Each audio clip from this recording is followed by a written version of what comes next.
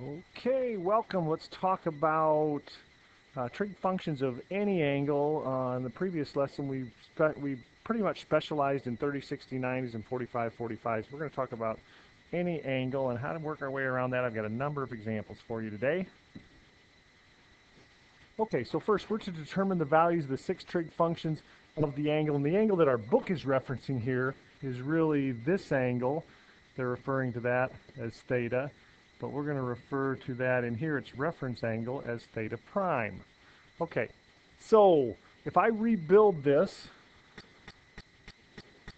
and just give myself a little bit of working room here, call this the point 2, -4, then this reference angle that we referred to, if we go ahead and draw this in, we know to get there I had to go 2 to the right, 4 down, and that gives me my tangent values. My y on x values, or opposite on hypotenuses, are -4 on 2, or -2. Therefore, our cotangent is the reciprocal of that, or 2x on y, 2 on -4, -1/2. For sine, cosine, and secant, we're going to go ahead and need our hypotenuse value, or our r value. So quick Pythagorean work here. 4 squared, 16, plus 2 squared, 4, 20. This is square root of 20, or that's 4 times 5, 2 root 5. So sine, y on r, or opposite on hypotenuse, -4 on 2 root 5. However, that reduces, of course, to -2 on root 5. So -2 on root 5, making our secant value -√5 on 2, of course, the reciprocal. Cosine x on r, 2 on 2 root 5, or 1 on root 5, which feel free to rationalize that. Secant, reciprocal of that, root 5 on 1. A quick, nice check step on this is, does this on this equal this? That's a nice way to view this when you set these up in this form. Okay, let's go ahead and move on. Now, what you're going to see in this lesson is a lot of problems disguised that are actually the exact same problem.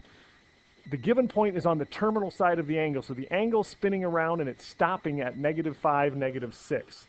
Might look something like this. -5, -6, maybe somewhere down in here. That means we spun around. It doesn't matter whether we spun this way to get there, or spun that way, or went around in a circle 50 times and then spun a little bit further to get there. It gets us to this reference angle right here, theta prime. You can just call it theta if you'd like, which builds this triangle for us, which is 5 to the left and clearly 6 down. So right now I know my tangent of the angle, that's opposite on adjacent, or the y value -6 on the x value -5, so that is 6/5, making cotangent 5/6. But for sine, cosine, I need the r value. So quick Pythagorean work here. We get our r value is the square root of 6 squared, 36, plus 5 squared, 25. That is 61. And 61 is not going to break down for us, so I'm just going to use r as 61. Sine, y on r, or opposite adjacent, the y value is -6. Our r value, or hypotenuse, root 61. Of course, we could rationalize that to -6 root 61 on 61, but let's leave it derationalized. So cosecant reciprocal, -root 61 on 6.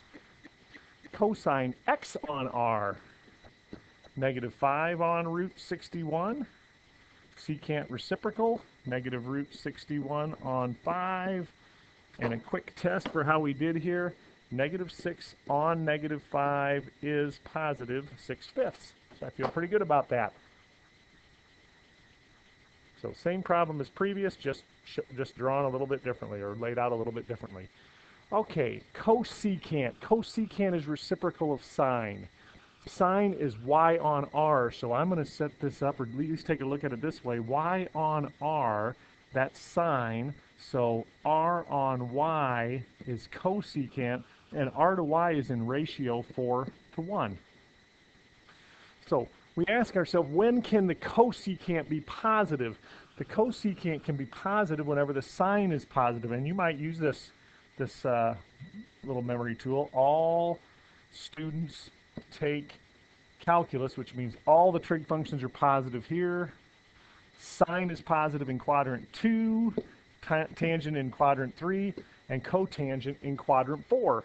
And we say if sine is positive, that's what we're looking for, because cosecant is the reciprocal, therefore cosecant's positive when sine's positive. So we're either in quadrant 1 or quadrant 2. But another great way to remember that is, when is r on y positive if r is always positive? R on y would be positive if y is positive, and y is positive above the x-axis in quadrants 1 and 2. Okay, so just make some connections there that maybe actually make sense rather than this all students take calculus mnemonic device. But that's fine as well. So I need to build this in quadrant 1 or 2, but then they tell me that cotangent in terms of x's, y's, and r's is actually x on y. And I say, when is cotangent less than 0? When either x or y is negative, but not both. Or all students take calculus, tangent's positive here. So this tells us that we could be in quadrant 2 or we could be in quadrant 4 where cotangent's negative, meaning we are dealing in quadrant 2 here. So I'm going to build a triangle. I'm not even going to try to draw it to scale. I'm going to build this triangle where our y value is 1, our r value is 4. Quick Pythagorean work, 16 minus 1, 15. Square root of 15, but careful, that is negative. And so there, all of my answers are waiting for me. Sine, 1 on 4. Our known value, already cosecant 4, confirms that. Cosine x on r, x negative root 15 on 4, r, making secant negative 4 on root 15. That, of course, could be changed to negative 4 times root 15 on 15. Tangent y on x, 1 on negative root 15. Oh, that's bad. Let's try that again. Let's go one more time here. Let's go tangent y, 1 on negative root 15. And cotangent, the reciprocal of that, negative root 15 on 1. Okay, so there we go. All right, we'll take a look at more problems like that.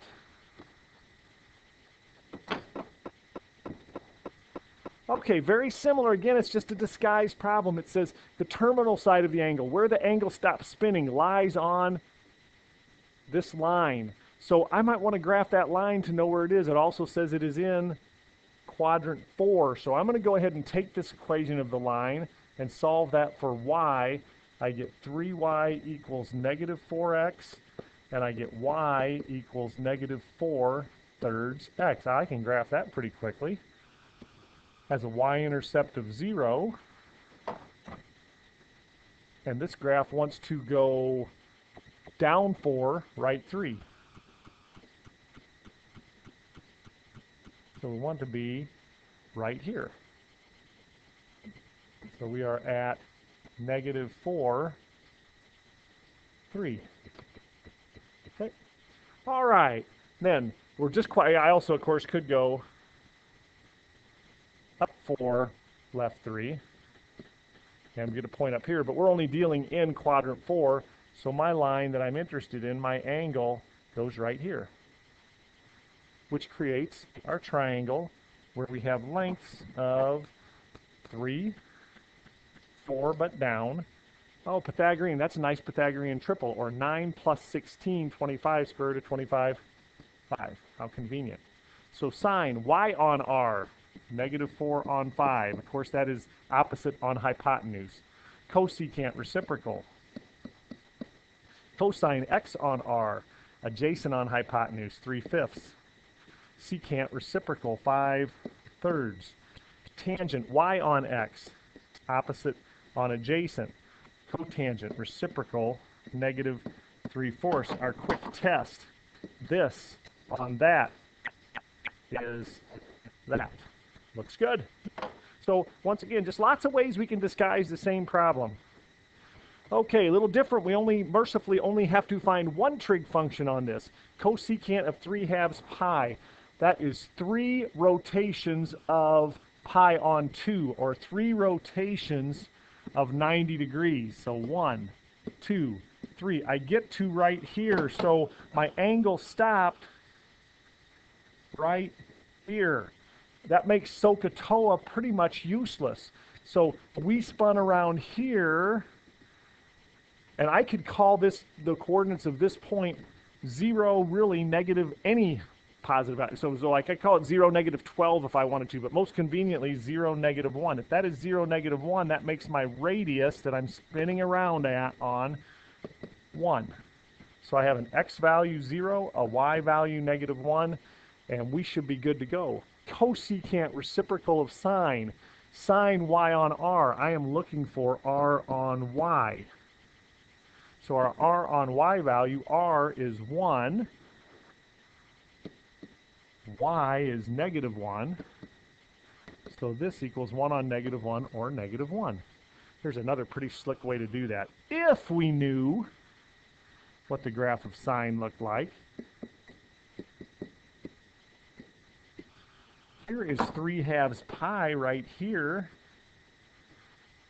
Sine of 3/2 pi is negative 1, and the reciprocal of negative 1 is still negative 1. So our quadrantal angles are defining values of sine. They're really, really easy to come up with if we know the graph. As I've said many, many times, the answers often lie in the graphs. Okay, this is a little unkind compared to yesterday's lesson. We're supposed to spin around 17/7 pi, but of course we know that when we spin around 14/7 pi, we've just made a full revolution, and then we need to go an additional 3/7 pi. So 14/7 pi gets me to here. 3/7, it's just a matter of where do I end then? Well, this would be 7/7 pi, making this 3.57 pi. So 3/7 pi must finish somewhere along in here. Pretty close to 3.5, but definitely first quadrant. And we're supposed to state reference. We should put the reference angle in here. The reference angle is always the angle, the acute angle between the x-axis and the terminal side of the angle. So our reference angle is, I went 14/7, and then I started here. This is just 3/7 pi. That's our reference angle. Okay, real quickly, I feel compelled to do this one now. What if they said we were going to go 18/7 pi? I think I'll do this one in green. 18/7 pi. We would go 14/7, and then 4 more sevenths would put us over here. But the reference angle isn't 4/7. The reference angle, it was 4/7 to here. The reference angle is, we build that triangle, here it is. And this again is 3/7 pi. Okay? Just look at 2 problems in one. All right, find the reference and sketch it. Oh, 4.5, are they talking degrees? No, there's no degree symbol. So we may want to look at our graph in terms of, rather than pi, yeah, this is pi, but that's 3.14. This is half pi, 1.57. If I add those two together, I get, I think I'm going to put this on the other side. If I add 1.57 and 3.14, I get 4.71, and of course 6.28. So we are spinning around 4.5. That's taking me around to somewhere about in here. Creating our reference angle there, what would we call that?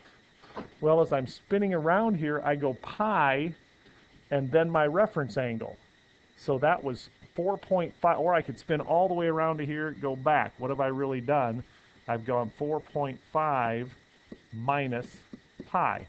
That would be our exact value of our reference angle. Now, of course, you could put in 3.14, round that.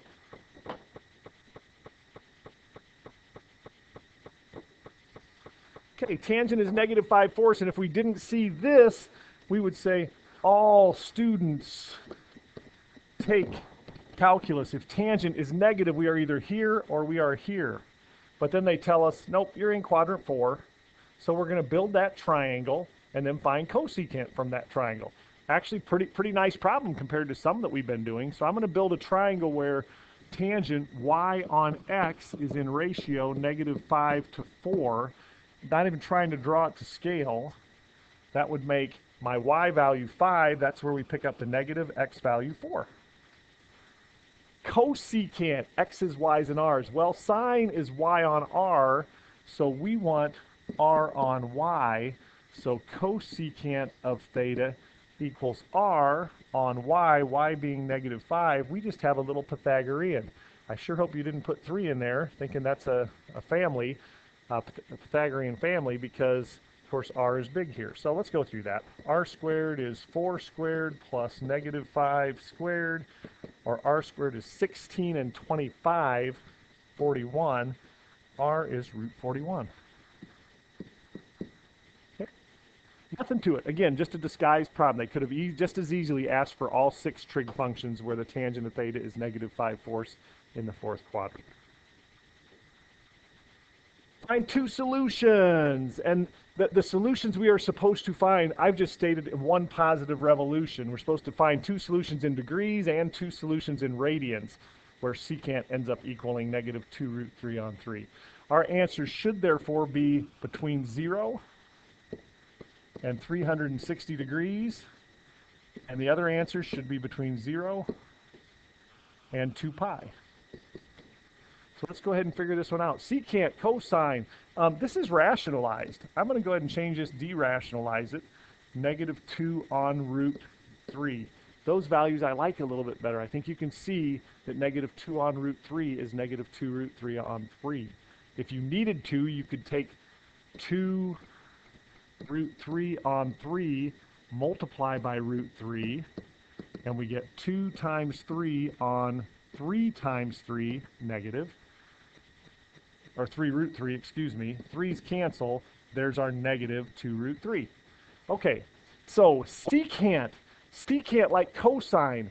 Cosine x on r, secant r on x. And I ask, when is r on x negative? When x is negative. And x is negative to the left.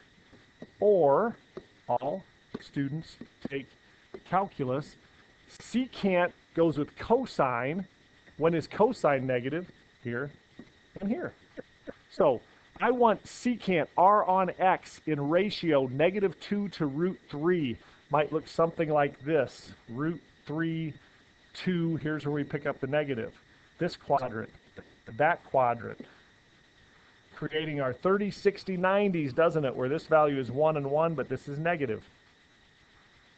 So if these are 30s, to get around to here in one positive revolution, that is 30 short of 180, so theta is 150 degrees.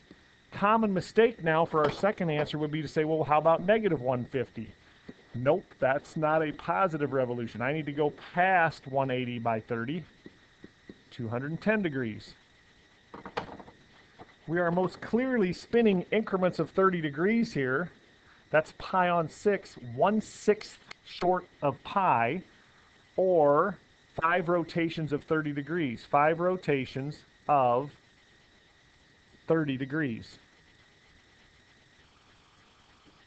7 rotations of 30 degrees.